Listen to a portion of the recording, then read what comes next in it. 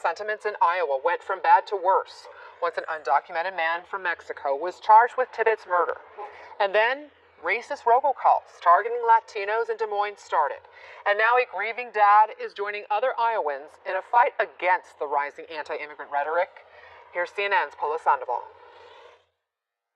Hey, Anna, it's been about a week since the funeral of Mollie Tibbetts was held. Since then, her family has been grieving in privacy. Well, yesterday, her father broke his silence with a message to politicians to stop using his daughter as a political pawn. You saw what happened to that incredible, beautiful young woman. Should have never happened. Illegally in our country. When some politicians and pundits have refused to listen, Mollie Tibbetts' father says he had to ask again. In an op-ed in this weekend's Des Moines Register, Rob Tibbetts renewed his plea to have his murdered daughter left out of the immigration debate. He writes, "Some have ignored our request. They have instead chosen to callously distort and corrupt Mollie's tragic death to advance a cause she vehemently opposed." Tibbetts' statement comes as nervousness and fear grow throughout the small farming region that was Mollie's home. Because of the suspected killer's undocumented status, some members of Iowa's Latino community feel threatened. Last week, this graffiti was discovered on the street in Des Moines. "Not in our city," responded officials on Twitter, who later painted over the words.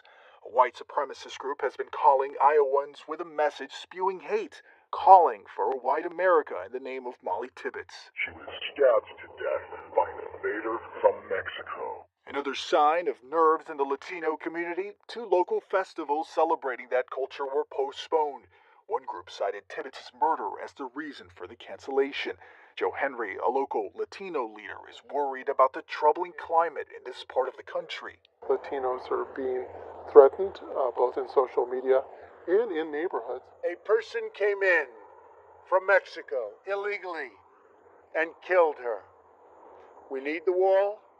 We need our immigration laws changed.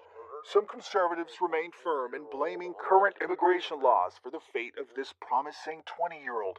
But her father insists Mollie was nobody's victim. "Do not appropriate Mollie's soul in advancing views she believed were profoundly racist," he wrote in his op-ed, "nor is she a pawn in others' debate."